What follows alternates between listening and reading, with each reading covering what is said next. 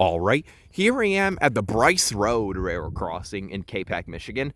Now this crossing right here is, I would say, another rather neat setup owned by the CN Flint subdivision, at least the far eastern portion of it, right at the west side of St. Clair County, near Port Huron and Emmett and a bunch of those other townships. Now this crossing right here is one that I got in action. As you can see, this has a rather interesting setup layout, and I don't think anyone has filmed it before because you can see how isolated it is on this dirt road, and you can see that it just kind of curves up to it and whatnot. And I believe this crossing used to be crossbucks in the past, even though I should be explaining that later in the video. So I guess with all that said, I'll explain the stuff as I go on later on. So I guess with all that said, let's get on to it. So for the first signal, this has a SafeTran base, and here's the emergency information and the dot tag, and the dot number is 284578B. And for the gate mechanism, this has a us&s Model 95 gate mechanism, to be exact, the first generation one, which is more common per se. And this gate features some Ricoh LED gate lights, and there is a wind guard on this mast. And for the lights, this has two pairs that are totally separated of SafeTran 12x24-inch Harman fading uniform LEDs, as you can see, the Harman uniform ones. And these are sitting on SafeTran light brackets. As you can see, there's the one up there and the one right there. And you can see this has the SafeTran light extender arm, which is pointing that way for the dirt road further down. And for the bell on this one, this has a SafeTran Type 3 electronic bell, low tone. And one thing mentioning about this crossing, since it's in an isolated area, these two signals only have their bells set to ring when the gates are going down, and they don't ring again after that. So yeah, that was the first signal.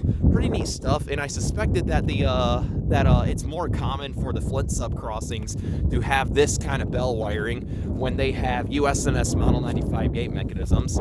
And also, I also suspected that the bell wiring on the Flint sub crossings, where the crossings have their bells wired to ring at activation and deactivation. By that I mean when the gates are going down and going back up, those have like Siemens gate mechanisms with the stamped logo. I don't know, that's just something I noticed that I wanted to mention in this video. But yeah, that was the first signal. Now it's the second signal, which is similar to the first. This has another SafeTran base, and here's the emergency information once again.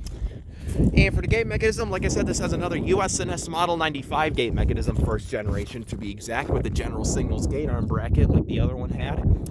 And this gate features some more Ricoh LED gate lights and a wind guard on the mast. And for the lights, this has two more pairs of SafeTran 12x24-inch Harman uniform fading LEDs on separate light brackets, which are SafeTran. So here are the separate light brackets and light extender arm, which, as you can see, this is facing towards eastbound Bryce Road. Quite interesting how they had to set this up due to the little curve right at the crossing grade. And for a bell, this has another SafeTran Type 3 electronic bell, low tone. Once again, only to set the ring when the gates are going down only. So yeah, I guess with that said, that was the equipment to show here for the Bryce Road. That's about it. So here's a relay case sitting at milepost 308.12. And I guess with that said, let's go ahead and take a look at the track view.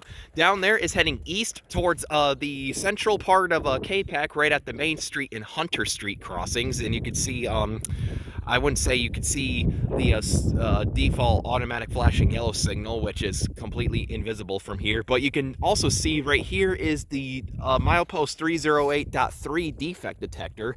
As you can see, it's just right down there. It's kind of cool if you want to record a defect detector on the Flint sub. Here you are on the 300 milepost mark near Port Huron. And this area, if you go further down, is heading towards Emmett, eventually towards Port Huron.